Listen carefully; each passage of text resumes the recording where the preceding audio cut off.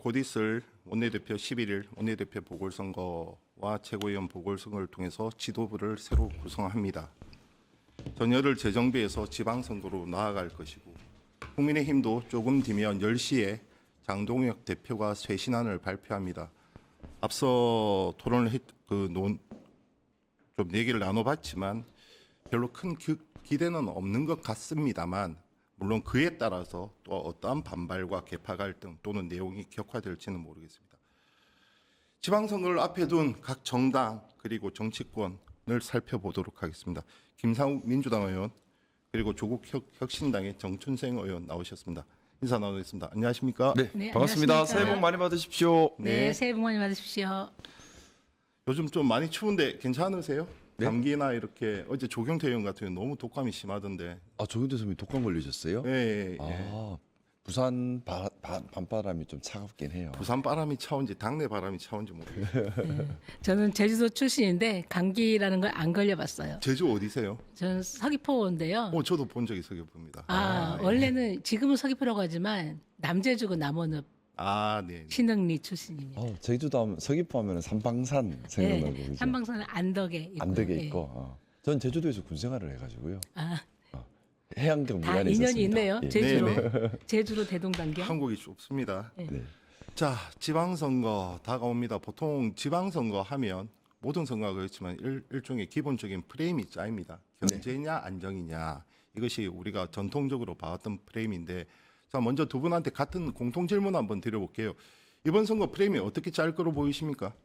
지금 일단은 국민의힘이 계속해서 12.3 내란에서 못 벗어나고 있기 때문에 그 반작용 때문에라도 사실은 내란 종식 프레임이 민주당에서 나올 수밖에 없는 상황이 되어 있습니다. 실제로 내란 종식도 되지도 않았고요. 그런데 저 개인적인 생각으로는 국민들께서 내란이라는 자체에 너무나 큰 피로감을 느끼고 계시고 또 하나는 더 중요한 거는 국민들의 삶입니다. 특히 지방선거 같은 경우는 민주주의가 뿌리 내리는 도시 단위, 마을 단위에 여러 정책 제안들이 나와야 하기 때문에 본질은 인생이어야 하고 본질은 국민 삶의 개선 또 본질은 그 도시 그 마을의 미래에 대한 논의여야 합니다. 네네. 근데 안타깝게도 거대 제1야당인 국민의힘이 여전히 12.3 내란에서 못 벗어나고 윤 어게인을 외치고 뭐 스스로 반성도 못하고 헌법 질서 안으로 못 들어오다 보니까 방어를 해야 되는 기제가 작동할 수밖에 없잖아요. 네네. 그러다 보니 중앙정치에서는 계속해서 이걸 방어하기 위해서 내란 종식 이야기가 나오고 그래서는 안 된다 헌법 안으로 들어와라라는 정치 싸움이 정쟁이 붙을 수밖에 없는 구조가 돼 있어요. 그래서 사실 이게 너무나 안타깝고요. 저 개인적인 생각을 조금 더 말씀 올리면 우리 민주당이 영남에서의 지방선거는 그럼에도 불구하고 민생이어야 한다라는 생각을 합니다. 만약에 영남에서 내란 종식을 기본적인 선거 전략으로 한다면 선거에서 우리 좀 시민들의 많은 호응을 얻기는 힘들 수도 있습니다. 지방선거는 본질적으로 그 지역 그 마을 그 도시의 시민들의 삶을 개선하고 민생을 개선하고 복지를 개선하고 그 도시의 미래를 기획하는데 그래서 그런 그 지역의 적절한 일꾼을 찾아내는 데 핵심이 있어요. 그렇기 때문에 우리가 그 본질을 잊지 않았으면 하는 바람은 있습니다. 자, 의원님은 어떻게 보십니까? 네, 이번 선거 우리 프레임. 조국 혁신당에서는 일찌감치 지방선거기획단을 출범을 하면서 이번 지방선거의 성격을 국민의힘 제로, 부패 제로로 만들겠다. 네네. 이런 그 포부를 말씀을 드렸고요. 김상욱 의원님 말씀하셨던 것처럼 그 대부분의 생각에 동의합니다. 내란이 완전히 종식이 안 됐기 때문에 이번 지방선거는 민생보다도 내란의 완전한 청산의 이슈가 갈 수밖에 없다. 네네. 그것을 벗어나려면 국민의힘이 오히려 선제적으로 오늘 그 장동혁 대표가 어떤 입장을 발표할지는 모르겠습니다만 윤석열과의 완전한 절연이 국민의힘 입장에서도 살 길이라고 보는데 그렇게 가지 않는 상황이기 때문에 굉장히 안타깝다는 말씀을 드리고요. 우리는 거기에 더해서 내란의 완전한 종식뿐만 아니라 지금 동공천 관련된 문제가 굉장히 국민의 분노를 사고 있는 걸로 알고 있는데요. 그 부분에 대해서는 민주당도 뼈아프게 반성을 하고 단순히 이거는 휴먼 에러가 아니다. 시스템 에러다. 그리고 어떤 시스템이 있었길래 이런 동공천이 드러나고 지금 그 횡행하고 했었던가 이거는 뼈아픈 반성을 하지 않으면 민주당에도 위기가 될 수 있다. 지금은 물론 지지율에는 큰 영향을 안 주고 있지만 선거가 다가오면 이런 부분들이 이슈화 될 수밖에 없다. 왜냐하면 우리 지역의 일꾼을 뽑는데 우리 유권자들이 선출한 게 아니라 정당이 공천만 받으면 당선될 수 있는 시스템, 선거제도에 대한 근본적인 문제 제기를 할 수밖에 없고 우리 조국혁신당의 입장에서는 그 부분을 적극적으로 호소를 하면서 설득을 할 예정입니다. 방어하시겠습니까? 두 가지만 얘기 드려도 돼요? 첫 번째 하나, 네. 민주주의의 가장 중요한 것은요, 오류의 가능성을 인정하는 것입니다. 오류의 가능성을 인정하기 때문에 민주주의를 하는 것이지, 오류의 가능성을 인정하지 않는 무오류성을 전제한다면 민주주의를 할 필요가 없죠. 네네. 전체주의 독재로 갑니다. 그래서 무오류성을 주장하는 정치 조직의 특징이 있습니다. 대표적으로 역사에 나타났던 스탈린, 히틀러, 북한의 김정은 이런 사람들이 무오류성을 주장합니다. 우리는 오류가 없어. 절대 지도자의 말은 절대 명령이고 절대선이야. 자, 이게 반민주적인 겁니다. 자, 민주주의는 오류 가능성을 늘 전제하고 있고 그렇기 때문에 중요한 건 자기 정제의 기능입니다. 스스로 중심을 잡아갈 수 있는 우리 몸으로 치면 면역 기능입니다. 이게 핵심이에요. 국민의힘이 망가진 이유, 저는 자기 정제, 자기 중심을 잡을 수 있는 자기 면역 체계가 무너졌기 때문에 잘못된 말, 잘못된 생각으로 끝까지 가고 돌아오지를 못했기 때문에 무너졌다고 생각합니다. 근데 그런 면에서 저는 우리 민주당의 최근의 모습 당연히 실망스럽죠. 속상하죠. 뭐 네. 저런 짓을 했나 싶어요. 하지만 저는 희망을 봅니다. 어떤 희망을 보느냐? 야, 민주정당으로 살아있구나. 왜냐하면 외부에서 칼날이 들어오기 전에 먼저 면역 기능이 작동하고 있습니다. 당원 중심의 자기 정제 기능이 활발하게 작동합니다. 당원들이 용납하지 않아요. 막 치고 들어오고 원내에서도 그 당원들의 목소리에 힘입어서 원내대표 뭐 경우에 따라 당대표라도 용납할 수 없다. 이건 고쳐야 한다면서 적극적으로 먼저 움직이고 있습니다. 이건 민주당이 민주정당으로 살아서 기능하고 있다. 건강한 면역 체계를 가지고 있다. 그래서 저는 제일 중요한 것은 사람도 조직도 나라도 언제나 병듭니다. 병균 계속 들어오고 계속 아파요. 중요한 것은 이걸 치유할 수 있는 능력이 있느냐. 이게 민주정당의 가장 중요한 척도라고 생각하는데 알겠습니다. 민주당이 살아있다 생각하고요. 하나만 더 두 가지 말씀드리고 싶어서 하나는 더 뭐냐 하면 이번 지방선거에서 제일 중요하게 우리 시민들께서 판단해 주셨으면 하는 것은 기득권 카르텔 타파입니다. 중앙과 달리 지방 정치는 강력한 기득권에 갇혀서 기득권 카르텔로 기능하는 경우들이 많습니다. 지금 지방 분권 시대를 맞이해서 중앙 권력과 예산이 지방으로 적극적으로 내려가고 있어요. 근데 문제는 이게 기득권을 부수지 못한 상태에서 내려가면 국민의 소중한 혈세가 기득권들 나눠 먹는데 다 들어갑니다. 예를 들어 그런 겁니다. 국가에서 사업을 한다고 1,000억을 내려요. 근데 1,000억을 내리면 권력자는 지역 유지들과 결탁돼 있습니다. 지역 유지에게 이 사업권 1,000억짜리 다 들어갑니다. 그러면 쉽게 돈을 1,000억을 벌겠죠. 그럼 여기는 지역 언론사를 설립합니다. 그걸로 지역 정치권 지원합니다. 또 지역 사회단체 만들어서 지역 정치권 지원합니다. 그러면서 카르텔이 생기는 거예요. 그래서 신년만 되면 지금 신년이지 않습니까? 지역별로 신년 할애회 하는데 대부분 가보면 지역 유지, 지역 정치인, 지역 언론들 모여가지고 우리끼리 잘해 먹자 인사 나눕니다. 그게 기득권 카르텔입니다. 민주당은 자유롭습니까? 기득권 카르텔에서. 민주당 국민의힘을 얘기하는 것이 아닙니다. 우리 시민들께서 기득권 카르텔 타파의 관점으로 봐달라는 겁니다. 민주당이든 조국혁신당이든 국민의힘이든 어떤 후보가 되었든 기득권 카르텔을 갖추지 않고 기득권 카르텔을 부수겠다. 그래서 진짜 민주주의 시민을 위한 정치를 하겠다. 그 권력과 그 행정과 이것을 시민 손에 주겠다라고 주장하는 지역의 일꾼을 뽑아야 한다. 특히 이번 지방선거는 그렇게 해야 한다는 겁니다. 이건 정당의 문제가 아니라 기본에 관한 얘기입니다. 원칙에 관한 얘기입니다. 민주주의라고 하는 것은 시민이 주인이 되고 시민이 감시감독하고 시민을 위한 행정이 되어야 민주주의인데 기득권 카르텔이 있으면 시민을 위한 행정을 하는 것이 아닙니다. 기득권을 위한 행정을 하게 됩니다. 대구가 힘든 게 기득권 카르텔이 너무 강해서 그런 겁니다. 시간이 제약돼 있기 때문에 좀 아니요, 약간 제가 짧게 좀 했으면 좋겠고. 다른 질문을 좀 여쭤볼게요.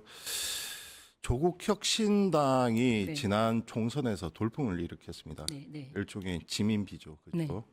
그리고 윤석열 탄핵과 그리고 뭐 그때는 비상계엄을 도저히 예상은 하지 않았지만 어쨌든 윤석열 탄핵에 앞장을 섰어요. 그래서 상당히 좀 개혁성이 있는 유권자들의 강한 지지를 얻었고 선구자 역할을 했다. 뭐 그것은 저 역시 동의하는 바입니다.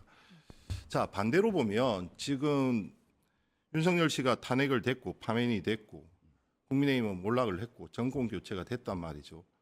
그러면 지금 조국혁신당의 존재 가치는 과연 무엇으로 봐야 되냐, 이 점이 하나 질문을 드려야 될 것 같고, 지금 현재 지난 비례대표에서는 이제 돌풍을 일으켰는데 지금 조국혁신당이 주안점을 두는 광역 선거가 있는지 그 두 가지를 한번 각각 이제 좀 짧게 말씀하시죠. 네. 네, 아까 앞서서 우리 김상호 의원께서 말씀을 하신 기득권 카르텔을 깨야 된다는 부분에 전적으로 동의하고요. 그러면 기득권 카르텔을 어떻게 깰 것인가, 이 부분에 있어서는 정치 개혁, 선거제도 개혁으로 답을 해야 한다. 그냥 하지 말라 이래서는 안 되고요. 지금 선거제도가 그 모든 기득권 카르텔을 보장할 수 있기 때문에 지금 이게 용인이 되고 있는 겁니다. 네. 그러니까 나중에 계속 이어서 말씀을 드리겠지만, 아까 그 혁신당의 존재 가치를 말씀을 하셨는데요. 지난 총선에서 정말 국민의 열망을 받아서 우리가 3년은 너무 길다 이렇게 했더니 생각보다 많은 분들이 호응을 해주셨고, 네네. 우리가 생각했던 것보다 많은 분들이 우리랑 생각을 같이 하고 있구나, 뭐 이런 것을 느꼈고, 이번에는 저희는 그렇게 생각합니다. 이번에는 그러면 정치 개혁을 하면 기득권을 타파하는 것인데, 현 지방선거에 앞서서 우리는 무엇을 할 것인가 네네. 했을 때는 정말 선거제도 개혁이라고 생각합니다. 네. 지난 총선에서 계속 민주당 입장에서는 계속 병립형 그 비례대표제를 주장을 하다가 이재명 대표께서 마지막으로 시민사회의 의견들을 수렴을 해서 준연동형으로 유지해야 된다 해서 그 진보 진영의 많은 의석수를 차지할 수 있었다고 보고요.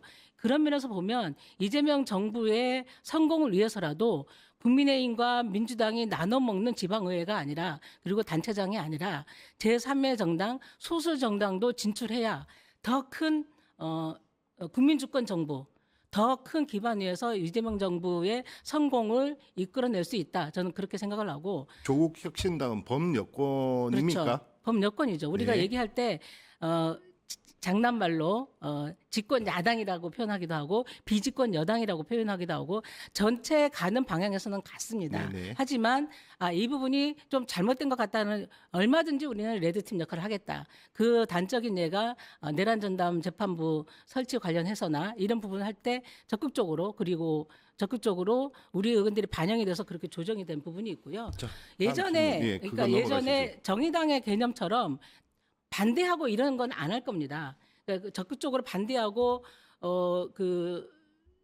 절대적으로 이제 비토하는 세력으로서 남는 게 아니라, 경우에 따라서는 굉장히 함께 가고 경우에 따라서는 비판하면서 함께 가겠다는 말씀인데요.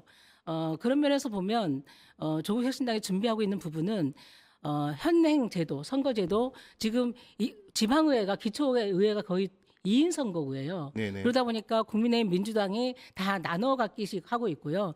지금 전국적으로 94%가 양당이 독점하고 있는 구조입니다.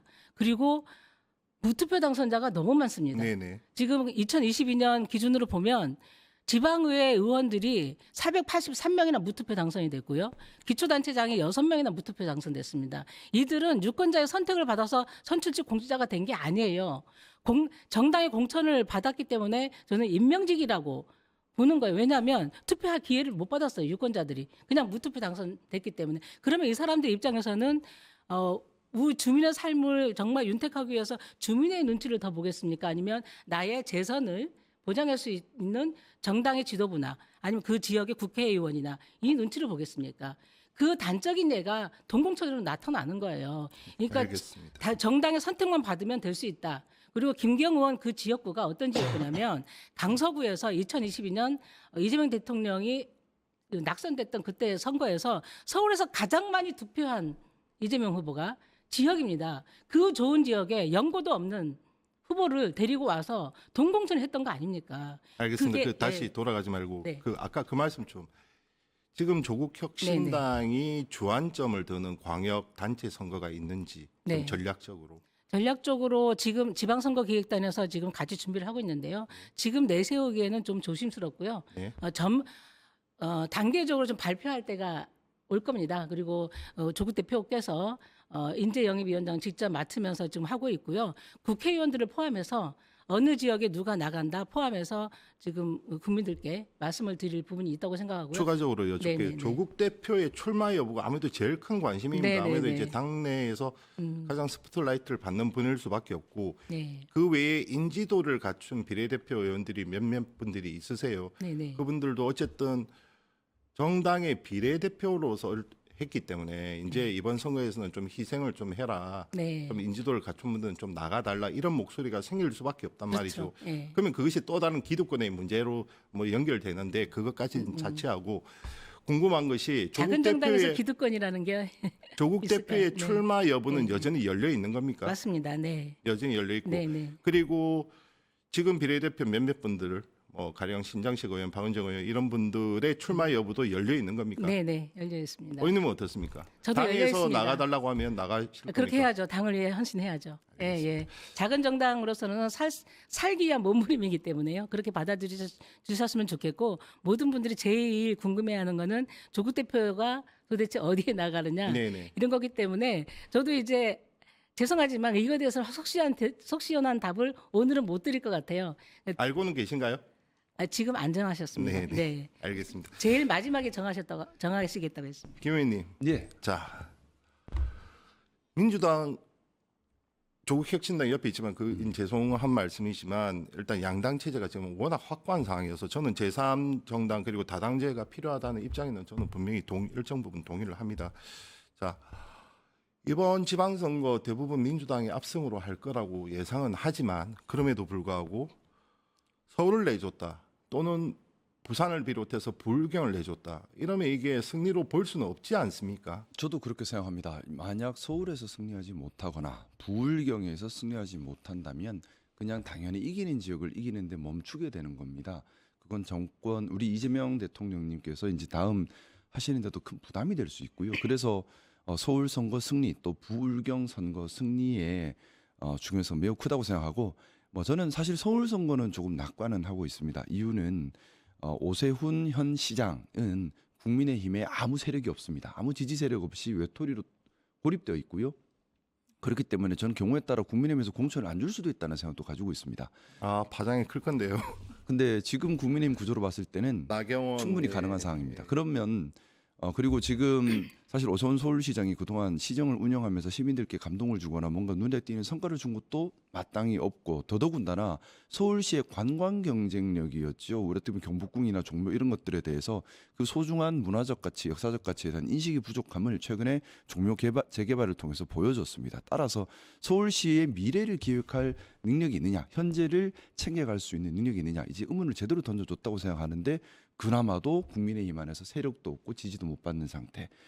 반면에 저희 민주당 같은 경우는 송동구청장님이나 아니면 박주민 의원이나 여러 분들이 지금 움직이고 있는데, 지금 예. 정원 구청장 같은 경우 그렇죠. 근데 그분들 공통점이 있습니다. 첫 번째는 행정 능력을 입증하고 있다는 점, 또 두 번째는 시민들을 위한 삶 개선의 구체적 해결책을 제시하고 있다는 점, 세 번째는 지금 서울의 미래 비전. 구체적인 미래 비전이죠. 문화관광도시면서 동시에 경제 중심지로 간다라는 여러 가지 대안을 만들고 있어요. 그러면 사실은 합리적인 의사결정이라면 서울 선거는 큰 문제가 없을 것 같다는 생각을 하고 문제는 영남이라고 생각합니다. 자 그렇죠. 예. 자 영남 한번 짚어보겠습니다. 일단 울산시장 선거 나가십니까? 그건 저 혼자 결정할 수 있는 일은 아닙니다. 네. 저 혼자 제가 나가고 싶다고 나간다는 생각 자체가 잘못된 거죠. 저는 중요한 것은 제가 출마하는 것이 울산시에 정말 도움이 되고 울산의 민주화와 울산의 미래 기획에 도움이 되고 하는 부분을 대의와 또 공심과 진심으로 잘 검토해서 신중하게 결정 내려야 한다는 생각이고 또 하나는 의지는 있습니까? 당과 시민들이 원한다면 또 그게 정말 시민들께 도움된다면 시민들 위해 봉사하고 싶죠. 그거는 공인의 당연한 태도여야 한다고 생각합니다. 하지만 그런 제 마음이 앞서서 능력도 부족한데 나서겠다. 자리 없이 명예 없이는 움직이면 그건 잘못됐다고 생각합니다. 그래서 예전에 언제였죠? 민주당이 부울경을 다 석권한 적이 있었어요. 2018년. 그렇죠. 그때 부산에 오거돈 시장이었나요? 네. 오거돈 시장 있고 울산을 또 했고 예, 그때 송초로 선배가 그렇죠. 있었습니다. 송초로 시장 했었고 김경수. 경남 김경수. 네네. 이번에도 진영이 좀 부산 전재수, 경남 김경수 이렇게 됐는데 네. 자 여기에서 아픈 질문이지만 물론 아직 혐의가 입증된 것은 아닙니다만 네네. 통일교 금품 의혹에 지금 전재수 의원이 어쨌든 연루가 돼 있는 상황이에요. 이것이 불경 전체에 미치는 선거 영향력은 없겠습니까? 또는 별로 크지 않을 불경의 것 같습니다. 민심 변화가 실제 감지가 되고 있습니까? 제가 볼 때는 별로 크지도 않고 큰 민심 변화도 없습니다. 이유는 사실은 뭐 전재수 전 장관님에 대해서 의혹은 제기됐지만 구체적인 물증이나 입증은 된 것이 없는 상태. 별로 특별한 그게 없고 또 하나는 사실 부울경 지역의 국민의힘 의원들이 통일교나 신천지와 훨씬 더 친밀한 결탁 관계를 가지고 있고 이걸 시민들이 사실 다 아세요. 다 알고 있는 상황이라서 뭐 너희는 10번 간다 여기 한 번 간 거 가지고 뭐 그러냐 하는 반응이라서 사실상 통일교 신천지 문제가 제가 볼 때 전재수 전 장관의 지지도에 큰 영향을 미칠 것 같지는 않다라는 생각이고 실제로 부산 쪽 민심을 들어봐도 별로 거기에 대한 흔들림은 없고요. 도리어 중요한 것은 과연 민주당 정부가 부울경의 경제를 살리고 부울경의 삶을 개선하고 부울경의 미래를 만들어 줄 수 있느냐에 초점이 맞춰져 있습니다. 그래서 제가 서두에 지방선거 전략을 논할 때에 영남 지방만큼은 특히나 영남 지방은 내란 종식보다 더 중요한 것이 민생에 관한 것, 또 특히 미래에 관한 것. 왜냐하면 지금 부울경은 심각한 위기의식을 가지고 있습니다. 청년층이 다 이탈하고 기존 사람이 다 붕괴하고 네네네. 삶이 해가 다르게 네네. 내려가고 있습니다. 그런 부분들 때문에 이걸 어떻게 해결할 것이냐 하는 생존의 문제, 미래에 대한 고민의 문제가 더 중요한 지방선거 화두가 되어 있다고 보고 있습니다. 능력자를 찾고 싶어하는 겁니다. 자, 조국 혁신당으로 눈을 좀 돌려보겠습니다. 네. 역시 아픈 질문 몇 가지 한번 드려볼게요. 네. 그때 지난 총선 때 앞두고 당의 지지율이 어느 정도였죠? 10%는 분명히 넘었었죠. 네네. 10%에서 15% 왔다 갔다 했고요. 그렇죠. 정당 득표율에서는 지민 비조 전략으로 훨씬 높게 나타나서 그렇죠. 정당 지지율만 10에서 15%가 네네네. 나타났단 네. 말이죠. 지금 어떻습니까? 보통 한 3% 포인트, 3% 3에서 정도 5% 그 정도죠. 왔다 갔다 하고 있습니다. 자, 예. 그러면 낮춰진 이유는 무엇인지 다시 올릴 방안은 있는지 이거 하나 먼저 질문드리고요. 조국 혁신당이 생각하는 지방선거에 있어서 전략적 요충지가 있을 것 아닙니까? 지금 제가 보니까 주로 호남 쪽에서 네. 아무래도 민주당 아니면 뭐 조국 혁신당이 될 거고 특히 비례에 있어서는 가능성이 높아서 아마 네. 그렇게 네. 출마자들도 네. 좀 네. 모이는 것 같은데 저는 오히려 조국 대표의 출신도 그렇고 제가 알기로 부산 출신 해강고등학교 나온 걸로 알고 있는데 부산에 대해서 왜 전략적 공약을 안 하는지 저는 그 부분이 좀 많이 좀 의문스럽거든요. 그 두 가지 질문에 대해서 한번 좀 답이 가능하겠습니까? 그 조국 대표님께서 이제 관련된 질문을 받으면 우리 조국 혁신당의 자강 전략을 말씀을 많이 하셨고요. 그 지지율 부분은 저는 어떻게 보면 우리 부족함도 있지만 어떻게 보면 자연스러운 것이다. 왜냐하면 지금 이재명 정부가 이재명 대통령이 워낙에 잘하고 계시기 때문에 그 민주 진영의 그를 지지하는 유권자들이 다 그쪽으로 몰리고 있다. 하지만 선거판에 들어가면 이게 그 직접적으로 선거 대결로 가고 후보가 나오고 그러면은 지지율이 좀 약간 변동이 있을 수 있다. 이런 말씀을 드릴 수 있고요. 그리고 전략적인 지역은 저희는 호남뿐만이 아니고 내일은 우리가 대구로 내려갑니다. 네네. 그러니까 양당이 독점하고 있는 지역은 우리가 모두 전략적 지역으로 보고 있습니다. 그러니까 양당이 후보만 내면 되는 이런 것들을 좀 깨뜨려 보자. 판을 깨보자. 그래야 그 지역도 발전한다. 특히 호남 같은 경우는 무투표 당선자가 122명이에요. 네네. 예, 그거는 그야말로 공천만 받으면 되고 투표도 없이 되기 때문에 그 후에 또 그 부정부패로 인해서 재보궐선거도 굉장히 많이 발생을 했고 영남도 마찬가지고 보니까 비율로 보면 호남 지역이 더 많더라고요. 호남과 영남 지역을 전략적으로 봐서 우리가 각각에 맞게 전략을 짜겠다, 후보 전략을 짜겠다는 말씀을 드리고요. 하지만 큰 목표는 국힘 제로입니다. 그러니까 아까 서울과 부산 정말 민주당 입장에서 그리고 집권 여당 입장에서 중요하다고 보셨기 때문에 마찬가지로 생각합니다. 그러기 위해서 우리는 끝까지 경쟁해서 서로 그 분산시켜서 이게 아니라 후보를 내더라도 나중에 단일화 전략을 쓸 수도 있다. 아니면 서로 협상을 해서 우리가 만약에 더 경쟁력이 단일화 있는 같은 후보가 경우는 있다면 중앙당이나 할수 있다. 시도당이 아니라 후보별로도 가능하니까 그죠? 네. 그 후보별로 하더라도 그거는 중앙당과 함께 논의해서 하는 부분이기 때문에요. 호남만 하는 건 아니고요. 영남도 특히 대구, 부산도 신경을 써서 우리는 크게 그러니까 그 허황된 꿈을 갖고 뭐 시장부터 저기 단체장까지 다 내겠다 이게 아니라 전략적으로 광역 단체장 내거나 아니면 기초의회 집중을 하거나 이런 전략을 구체적으로 세울 예정입니다. 김 의원님, 혁신당이 국힘제로 이건 슬로건을 좀 참 잘 만든 것 같아요. 그렇죠. 저도 뭐 같은 생각입니다. 누차 말씀드렸지만 사실 대한민국 정치 발전의 발목을 잡고 있는 것이 지금 국민의힘이 보수의 기능을 전혀 하지 않고 반보수적, 반민주적, 반헌법적, 기계환, 반헌법 단체가 돼버렸기 때문에 우리가 아는 보수의 개념과는 지금 완전 상이한 길을 걷고 있어서 오죽하면 아주 중요한 이명박 말씀을 씨로부터 반헌법 단체가. 그런 지적을 그러니까 받겠는가. 보수 정당이라면 보수 기능을 수행해야 되고 보수 기능의 핵심은 헌법 가치 수호, 또 사회 공동 합의 가치 수호, 사회 통합, 사회 안정이 보수의 그렇죠. 핵심 기능입니다. 근데 정반대로 하고 있어요. 헌법 부수고 공동 합의 가치 부수고 혐오 갈등 일으키고 그렇기 때문에 저는 국민의힘을 보수당이라고 부르는데 반대하고요. 국민의힘은 보수당이 아니라 그냥 반헌법 정당 유사단체라고 보는 것이 맞고 정확하게 얘기하면 반보수단체, 반민주단체 한때 이렇게 됐습니다. 친정이었는데 너무 제가 그걸 바로잡기 위해 애를 많이 썼고 그걸 더 이상 바로잡을 수 없어서 나온 것이고 거기에 대한 비판은 정확히 해야 되고 제가 왜 이 얘기 드리냐면 국민의힘이 거대한 세력을 유지하고 있으면은 대한민국의 진보가 숨을 못 쉽니다. 왜냐하면 이 반보수, 반민주, 반헌법 단체로부터 국가를 방위해야 되기 때문에 진보가 진보의 목소리를 못 내고 막는 데만 다 집중해 버리는 거예요. 그러다 보니까 사실 조국혁신당이 지금 조국혁신당의 목소리를 내면서 민주당을 비판해야 될 대목도 분명히 있겠지만 조심조심 가고 있거든요. 왜냐하면 경우에 따라 반민주 단체인 국민의힘에 힘을 실어줄까 봐 조심하게 되는 겁니다. 그래서 진보의 다양한 논의를 막고 있지 않나라는 우려를 가지고 있고 그래서 좀 이 부분은 해결이 돼야 되는 부분이라고 생각해요. 자, 불경 얘기 좀 이어가 보겠습니다. 저는 네. 아까 말씀드렸듯이 조국 혁신당에게도 특히 불경 중에서 부산은 전략적으로 상당히 고민해야 할 지점이라면 현실적으로 민주당에게는 다시 탈환? 탈환이라고까지는 좀 워낙 저쪽이 장기 집권을 해왔기 때문에 그렇지만 정말 중요한 지역이 아닐 수가 없습니다. 특히 지난 총선 같은 경우는 현역 의원이 전재수 의원 외에는 아마 다 낙선을 했었죠. 그런 아픔도 있었습니다. 자, 울산으로 한번 들어가 볼게요. 먼저 울산으로 들어가 보면 울산 같은 경우에 일단 노동자들의 도시 아닙니까?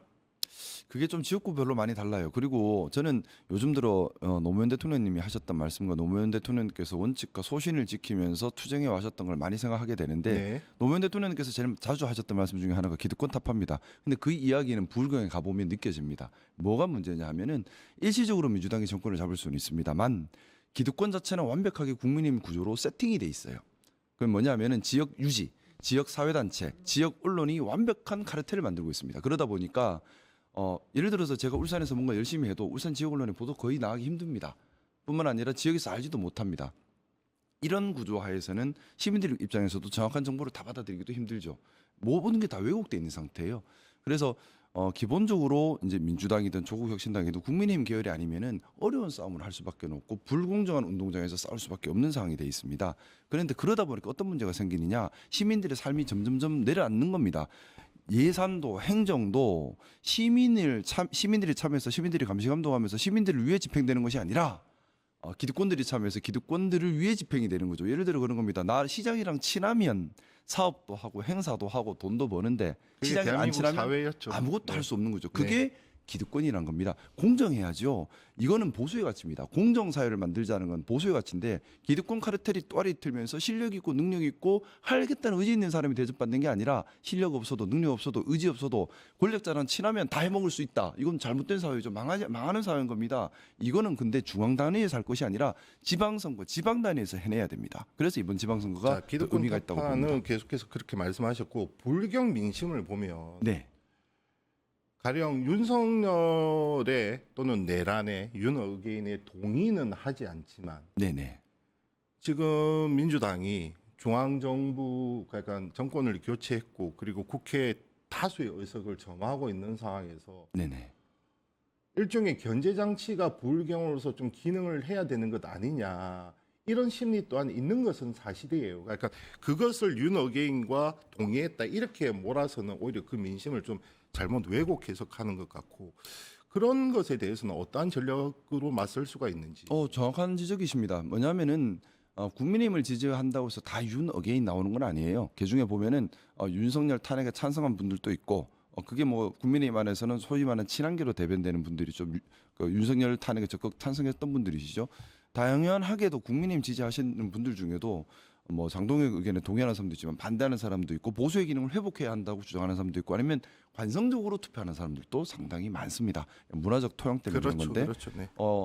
그래서 제가 그 말씀을 드린 거예요. 지방선거 전략으로 영남에서 꼭 필요한 것은 민생을 개선하겠다고 가야 한다는 겁니다. 왜냐하면 모르겠습니다. 제 짧은 생각으로는 국민의힘 지지자들 중에서 윤 어게인을 믿고 신봉하는 자, 강성 지지자를 제외한 대다수 시민들은 거기에는 동의하지 않을 겁니다. 네네네. 그러면 그분들 특히 근데 그 차이는 있어요. 뭐냐면 서울 호남 지역과 영남 지역의 민주주의 민감도 차이는 있을 수밖에 없습니다. 왜냐하면 광주 5.18 같은 일들을 뭐 물론 영남도 부마 항전도 겪었고 인혁당 사건도 겪기는 했지만은 그 정신을 충분히 계승하지 못하다 보니까 문화적 민주주의 그 토양 뿌리가 충분히 내리지는 못해서 민감도 차이는 있을 수 있습니다. 하지만은 우리 삶에 관한 얘기는 똑같이 나누고 똑같이 걱정하고 있는 거거든요. 지금 영남에서 가장 우려하고 있는 것은 첫 번째 청년 유출, 두 번째 산업 붕괴, 세 번째 미래에 대한 희망을 찾을 수 없다라는 겁니다.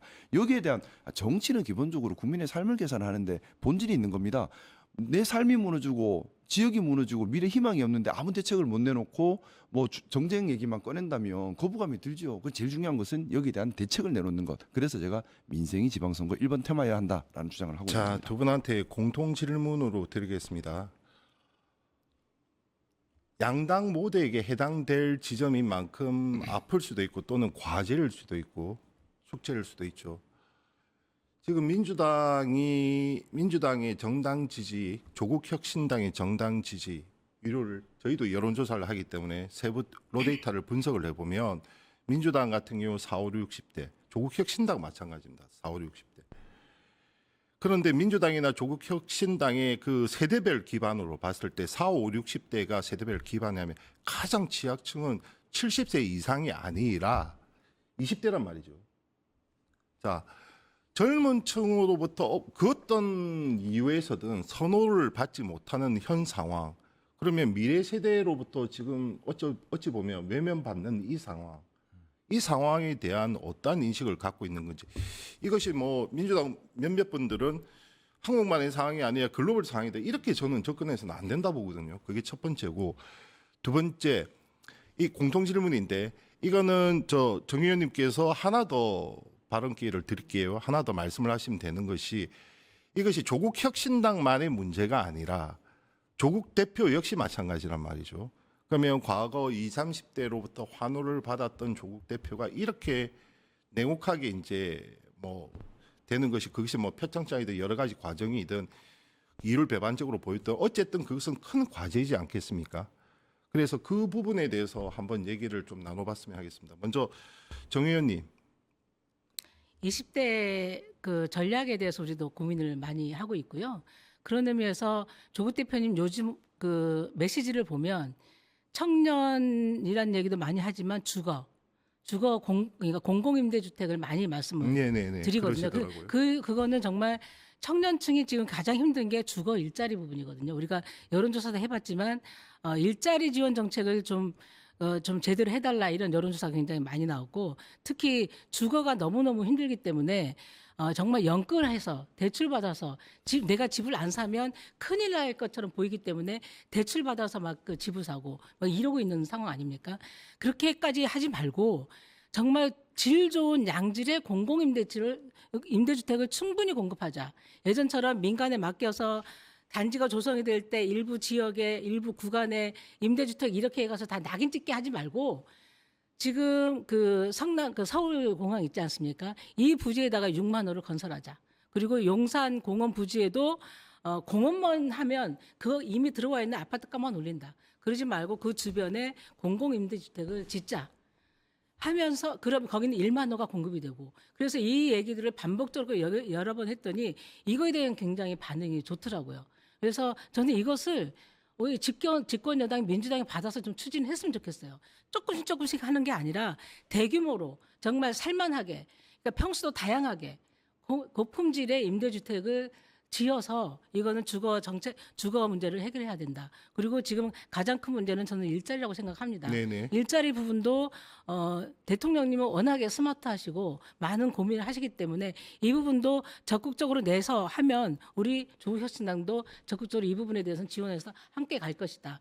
그리고 아니, 일자리 주거 문제가 물론 민주당만의 책임은 아니겠습니다만 집권당에게 책임을 물을 수 있다면 조국혁신당 그로부터는 좀 자유롭단 말이죠. 물론 일자리 주거 문제가 20, 30대 가장 큰 고민은 맞습니다. 네.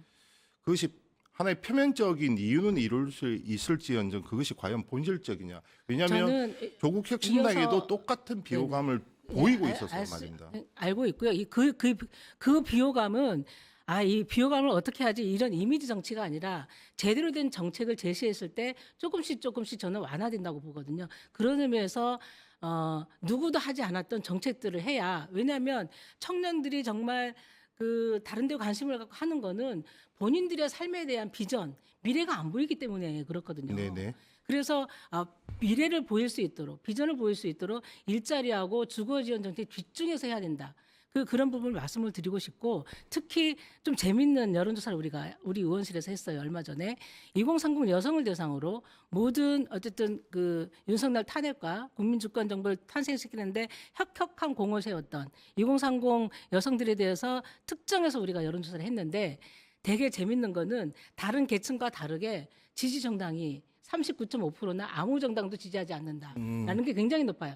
이분들은 근데 정치에 관심이 없는 게 아니에요. 맞아요. 관심이 굉장히 많고 정책에 대한 반응도 굉장히 빨라요. 네. 그래서 또 질문했어요. 그러면 정책 설계에 따라서 지지정당을 바꿀 수 있느냐 했더니 하겠다. 그리고 특히 차별금지법이나 진보적인 의제에 대해서 알고 있고 만약에 이 법안들이 한다면 돼야 된다 하는 비율이 거의 80% 나온 거예요. 네네. 그러니까 이런 니즈에 대해서 우리가 정치권이 응답을 해야 된다. 왜냐하면 이분들은 그렇게 추운 겨울날 응원봉들 나왔을 때 응원부대로 나온 거 아니라고 생각합니다. 이 사회를 바꾸고자 하는 주체로 나왔다고 생각하거든요. 그러면 그 주체로 나왔던 그분들의 니즈를 정치권에서 정부에서 받아들여서 정책으로 입법으로 추진해야 된다. 그렇게 생각을 합니다. 자, 김 의원님 똑같은 질문입니다. 20대 저도 외면. 제가 여쭤볼게요. 지금 네. 진행자님이 20살이다, 25살이다. 네. 이 나라 살고 싶습니까? 아, 제가 여쭤보는 것이 그겁니다. 뭐냐 하면은 20대의 야성을 깨워야 돼요. 근데 20대 입장에서는 지금 30대도 기득권이고 40대도 기득권입니다. 자, 내가 공부 죽도록 해요. 좋은 대학 가요. 취직을 해요. 연봉은 그래서 정말 상위 1% 1억을 받아요. 그런들 집을 살 수가 없어요. 그런들 결혼을 할 수도 없어요. 근데 뭘 하라는 건지. 그러니까 좌절을 할 수밖에 없는 거죠. 본질적으로. 그래서 그렇죠. 기성세대의 잘못이죠. 사실은 우리 사회에 보이지 않게 이미 40대, 50대가 상당히 기득권화되어 있습니다. 기득권화되어 있는데 진보 아젠다도 기득권화된 40대, 50대가 독점을 해버려요.